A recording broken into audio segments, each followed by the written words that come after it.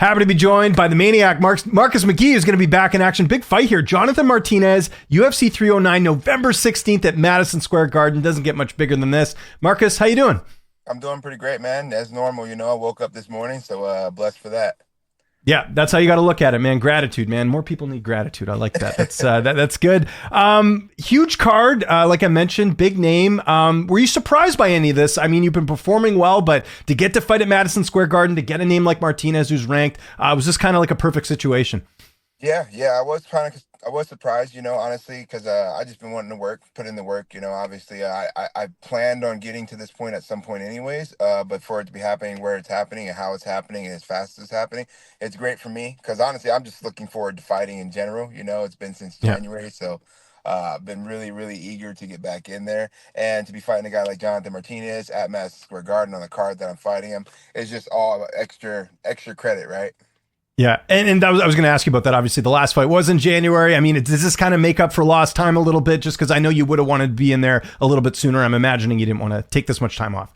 Yeah, yes, and it does make up for lost time because it's like again, a lot of the things that come along with it are awesome. So, it's it is nice making up for that lost time, and like I'm still making progress. So, I've been pretty happy and thankful, and I've been pretty grateful anyways for everything. So, I haven't been too frustrated about it, but it is pretty cool how it's all playing out. And because you guys have the same management, was it a bit easier to put this fight together, or did you not really notice a difference?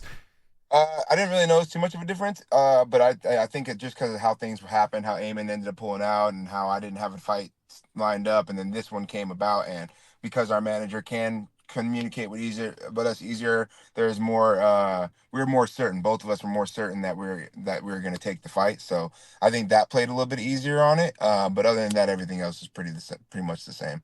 Yeah, call one guy instead of two or whatever, right? Because the same manager, it's a little bit easier to, I'm sure, for the UFC to kind of figure all that out. What happened with the Eamon Zahabi fight? You mentioned, because he's now fighting Pedro Munoz. Were you a bit surprised by that? I don't know if there was like any issues putting the fight together, because I think that was going to be in Edmonton, right? If I'm not mistaken. What did you get any insight as to why the Eamon Zahabi fight didn't happen? I didn't get any insight, and honestly, I didn't ask any questions either. I was just kind of like, Yeah. okay, well, I guess, I guess we're not fighting, But more kudos to him. He's fighting Pedro Munoz. Hopefully, that fight goes well, and we'll line up eventually, But yeah, I didn't hear what happened with the whole situation. I know that we're lined up to fight for that September 7th card, and I think it was going to be an Apex card again. So it's kind of cool that we're fighting in New York instead of the Apex now. So that's great. But Yeah. yeah, didn't get any word on what happened with that whole situation.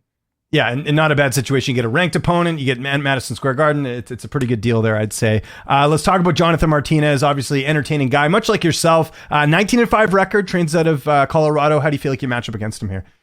I feel like I match up well against him. I feel like I match up well against everybody, But again, I have to respect the fact that he is very experienced, very tough, very durable, very skilled. I have a lot of respect for Jonathan Martinez, his skill set, and what he brings to the table as well.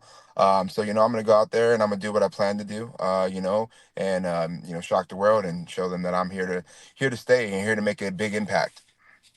Yeah, obviously a big opportunity for you here. I was just you're saying shock the world, because I was wondering what the odds are in this fight. I imagine he will be the favorite just because he's ranked, but I don't think those are out yet. We'll have to keep tabs on that. Tell me a bit about camp. How's that looked? Obviously busy time of year for the lab. I mean, you guys have a lot of fighters competing anyways, but we just had Mario Batista fight. We had I know O'Malley trains a little bit with you guys. He fought a little while back. Who have you mainly had a chance to work with for this one? Yeah, so and then we got Kyler coming up on the 16th Against of Rob Font. October. That's right. I know you guys both get like ranked opponents, which was pretty cool. So Yep. So so he's fighting, and then Mario, and then we got a bunch of other guys at the gym. And camp has been pretty particular. I feel like a lot of people say it, but I feel like we embody it a lot of times too. Camp just is a chance for us to kind of tick things up a lot. Nothing really changes. Our schedule kind of stays the same year round. We're year round athletes, so more so just getting the weight in line, and everything else kind of stays perfect. So just being a part of these other camps and watching them all grow, and being there for Kyler, being there for Mario, and then again we have Coyote. He's going to be going here soon too. And so many guys that are going to be getting after. Ezra's going to be getting another fight here soon too. LFA is going to be coming here to Phoenix as well. I think they're fighting the same day or the week before my fight. So yeah. we got a bunch of those guys going too. I wanted to mention quickly Mario getting the win. I know there was a lot of blowback or whatever, but at the end of the day, he got the win. Like, it's not like he cheated or anything. Like, he got the victory. Like, how big was that for your gym? Just because, again, like, not many people can say they beat Jose Aldo, right? Yeah, honestly, it's big for. I was so happy for him. It's crazy for people to treat him like that. That's like they forgot about the last 6 fights that he looked fantastic in. That he had absolute great, fantastic performances. And then you go out against a guy like Jose Aldo, one of the greatest of all time, inducted into the Hall of Fame, and you have whatever you guys feel about the performance. He won that fight, hands down.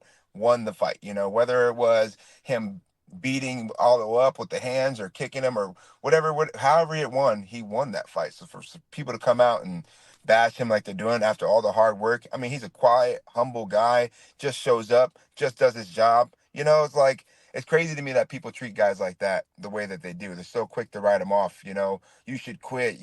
You're garbage, this, that, and the third, and it's kind of crazy to me, but it is the world, right? That's how the world's going to treat you no matter what. Well, I think it was a combination of two things. I think it was people probably, like, first off, everyone loves Jose Aldo, right? Like, you'd be hard pressed to find anyone who doesn't like Aldo. I bet there was a lot of people who bet on Aldo too. He was an underdog, so I think that played into it a little bit too. And this is something that, it's great that people can bet on fights a lot easier than maybe they could 5-10 years ago. But I think it's also brought out a lot of bad people because you busted my parlay, all this stuff, right? So I think it was a combination. And here's the other thing too that I don't think fans realize. Merab did the exact same thing. Like, and he did get pushback, but not nearly as much as this, I don't think. He pretty much had the same game plan. 100%. And that's what I'm saying. It depends on who does it too. You know what I'm saying? It's like if that's the type of fighter that they are and they fight every fight like that, they don't get as much pushback if they have one fight that's like that. So it's kind of crazy because Merab, that's his fighting style. That's what he plans to do. Put you up against the cage, try to take you down. If he can't take you down, even if he does take you down, a lot of guys pop back up from Merab. A lot of times he's not doing a whole lot of damage on the ground. He's just getting 10 takedowns. Look at the Casey Kenny fight with him. Took Casey Kenny down like 10 times, 15 times, some crazy thing like that. But Casey was doing a lot of work on the feet, landing a lot of good shots on the feet, just got took down a bunch of times. So it's kind of like, I don't know. I think I don't take in consideration the betting side of it, right? A lot of people are losing money, and losing money gives you a reason to be upset. So I hear you there. Yeah, that's just my theory anyways. Because I've noticed it's gotten worse. And I think part of that is because, I mean, look at it. UFC's sponsored by DraftKings. Like, it's everywhere now, right? So I think it definitely plays a role. I referenced Sean O'Malley there. You mentioned Merab as well, obviously, who's the champ. Have you spoken to Sean at all? I know it's been a little bit since the fight, but you guys are good friends. So I imagine you guys have chatted a bit. Not really. No, we haven't really chatted again. Like, well, again, me and Sugar are good friends and everything, but I'm always on my own, with the family and everything like that too. And Sugar's doing his thing at his gym as well. I will go over there and help out. Like, I helped a little bit with the camp and everything, but I think I've been hearing he's in good spirits. I know he just went and got surgery as well. And I really think he's going to have a great comeback too, but we didn't really get a chance to talk about the performance or what he thought or what he was going through or anything like that. Yeah. And it's, school's back in session. I know you're busy just like I am. I got 2 boys and it's, everything driving, the driver to every sport and every event and stuff. That's like, I got 2 jobs. I got this job and then I got the dad job, which is full time, as once school's in full swing and all that. As far as getting to New York and all that, traveling, when are you heading out there? Because obviously there's the time change and the flight and all that. Have you figured that out yet? Yeah, I'm gonna go out there Tuesday morning, the week of. Oh, nice. Just like normal. Some people usually get there at night. I like getting there earlier that morning. Checking my yeah, weight. You basically lose a day traveling, right? Because of the time change and the flight itself, right? So exactly. So I'd like to get out there a little early. So I'll get out there that morning. I think I get there around like 10 o'clock that morning or something. And then I'll get everything taken care of that I need to do as far as meeting up with the UFC, getting into my hotel room, getting everything solidified so I could just, relax, chill out before my first practice. Before my first workout that night. So I think that's what I'm gonna do. Who's making the trip with you? I imagine John Crouch, who's gonna be in your corner. Yep, John Crouch is going to be there. Randy Stanky is going to be there, and then Abel Usella, one of my really good training coaches as well, is going to be there. So I'll have those 3. It's got fight of the night written all over it. How does this fight play out on November 16th? If it plays out the way I want it to play out, I get a finish in emphatic fashion, and thank my opponent and thank the UFC and keep this climb going. Yeah. Okay. I like it. Sticking with predictions, I wanted to ask you about a couple other fights before I do that. This is brought to you by HKUSA. Use the code BANANA20 to get 20% off. Some really good fight apparel there. Big fight actually coming up in a few weeks here. We got that Robert Whittaker, Hamzat Chimaev middleweight fight. Who do you give the edge to there? I think Chimaev's the favorite. Who do you think wins that? Yeah, I just feel like Rob is a different type of dog, and I know that Chimaya is super tough and all those things, but I feel like Rob is that type of guy for a guy like Chimaya. You know what I'm saying? Yeah. Chimaya is very tough, very durable, has a lot of and very explosive. You know, but Rob is all those things too, and he really does a good job of mitigating and minimizing guys who do that really well. So I definitely think Robert Whitaker is going to get that done. But I wouldn't be surprised if Shemaya goes out there and does his thing. Guy's a beast. Yeah. Upper weight class for me, we got Max Holloway and Ilya Taporia, who's taking home the featherweight belt. I'm taking Max Holloway. I honestly I'm not doubt. It's not that I have doubts in Ilya Taporia or that I don't like him or anything like that. I think he's great. I think he's just as I think he's everything that everyone's saying he is. But man, Max is too, and Max has proven it. And I think Max is going to get his belt back. Michael Chandler, Charles Oliveira, who's taking the rematch. I think Charles Oliveira. I think he could solve that problem. I think it's gonna be Charles Oliveira.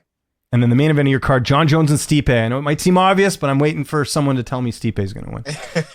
It's not going to be me. I think John Jones is going to get Stipe. I think even though both of them have not been crazy active, the more active person has been John Jones. I think that's going to play a more part into it. And I think that he's more athletic. I think he's a little younger. I think that he's going to come out there and he's going to want to, solidify his legacy. I think a lot of that plays a big part. And then when you look at matchups too, I think there's a lot of things that stylistically, I think Stipe would need to be better than him in the grappling department. And I don't see that happening. I think that in the stand-up, Stipe is going to have his best chance. I think that once they start clinching up, I think that John Jones is going to get him to the ground, get that top position, and, do what he does. And last one, a guy who used to be in your weight class, Aljamain Sterling is fighting Movsar Ivoyev. Who wins that featherweight fight? I think Aljamain's going to get it. I think Aljamain can. I think he's faster. I think he's strong enough to deal with. And then going back to what the other guy's biggest aspect is wrestling. I don't think he's going to be able to wrestle Aljamain like he wrestles other guys. I think he's going to lose a lot of energy in that manner. I think he's cutting more weight than Aljamain, so Aljamain's going to have that gas tank to be able to do that for as many rounds as that fight goes. So I definitely have to go Aljamain. I think people take him for granted. He has good striking. He has a lot of good things about him. He did get KO'd by or the TKO by Sugar, but I mean, I have never doubted that man. He's a great fighter and knows how to make adjustments and knows how to win. Big fight I mentioned here with Martinez. You got a couple more fights on your deal, or what's sort of the latest on your contract? Yeah, so this is still a brand new contract too. So I haven't got a chance to fight in the contract yet. So I've been looking. Oh, cool. So this is part of right. Because so you're supposed to fight Eamon, and then so that was part of a new deal then, right? Yeah, that would have been my first. Oh, cool. Deal. Okay, yeah, nice. That's got to feel good, right? Like kind of new contract and everything. I know you knew about it for a while, but now you actually get to take part in it, right? Which I'm sure is great. So yeah. So it'd be nice to actually cash in on that. So looking forward to that for sure. But yeah. So I'm excited about that and excited to keep going, and just see where this whole journey is leading, and try to embrace it all because, it's sometimes it's lost in lineage, but time continues no matter what. And we're all just moving one way. So I'm just blessed to be able to do it. What's it like being in the gym? Like, I can't think of another division. Maybe there's one that I'm not thinking of right now, but like if you get this win, you'll be ranked. You'd have to. Martinez is ranked, so I'd assume you get that. Kyler goes in there and beats Rob Font. I think Kyler's already ranked anyways. Like, you have all these bantamweights. You guys all train together. Like I'm sure that's something you guys talk about, but how cool is that like you guys are kind of taking up the rankings potentially, especially if you get a win here? Yeah, it's pretty crazy, and we always joke about it. We always talk about everything. And we'll make jokes. Me and Kyler joke about fighting each other all the time, but we're best friends. And who knows what the future holds, you know what I'm saying? It's not something that any of us really want to do or hope that it plays out that way. But we all rooting for each other day in and day out, you know what I'm saying? And there's it's just great. It's all camaraderie. We're going to be there for each other throughout this whole journey.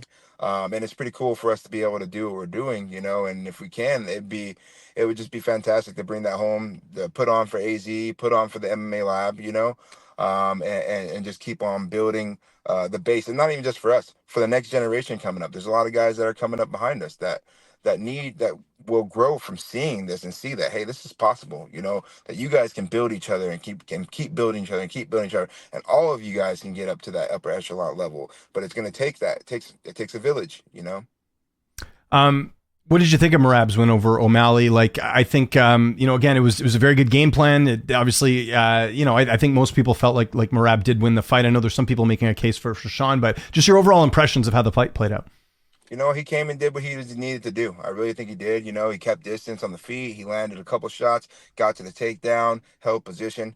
Or he did what he needed to do. I did think that he won the fight, and I could see where Suge's talking about certain different aspects of how you're judging it. That goes back down to how the judges judge a fight, though. Hmm. And I'm not a judge, so it doesn't, for me, it's like I don't get to do that. But, hats off to him. I got to give the hats off to him. He came, he fought his fight, he got that belt, and he won the fight. Do I think it's going to play out that not 10 times out of 10? I don't think or 9 times out of 10, I don't think it plays out that way. I think Sugar makes adjustments and gets him out of there.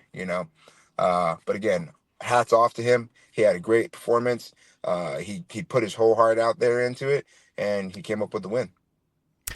It looks like Merab and Umar are going to fight next. Umar obviously coming off that really good win over Corey Sandhagen. How does that fight play out? Because that's a really interesting chess match between the two.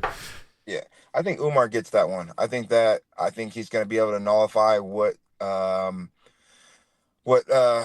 my God, Merab Merab. does very well. First of all, Merab doesn't really hold guys down that much. Very seldomly does he hold guys down. Even most guys pop back up. Umar's going to pop back up, and then it's going to be okay. Well, who can make the adjustment striking?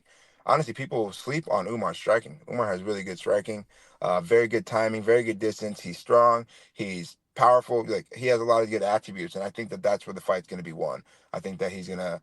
And I think he could utilize his wrestling on Merab if he really wants to, too, as well. He can still wrestle Merab. He can go into those transitions with Merab, and he has a good gas tank as well. So I'm not doubting Merab, but I think that everyone's got their kryptonite, right? And I think that Umar might just be that kryptonite for a guy like Merab. Marcus, this is awesome. Thanks again. Appreciate you doing it in the car too. Good lighting and it's quiet. So you're a veteran at this and I appreciate it. If there's anyone you want to thank before we get out of here, any sponsors, any social media you want to mention, I'll give you the last word. Absolutely. Just thank all my partners and training partners and coaches over at the MMA Lab. I want to thank Riz Farmer for killing the game too. They've been helping me a lot moving forward in this career as well, because it's always tough. I want to thank my family, obviously, and then Core Chiropractics out here. They've been helping me out a lot as well. Eminent Wellness with the hyperbolic chamber and all their wellness equipment, just taking care of me. So those are the people I'd like to thank. Perfect. All right, man. We are done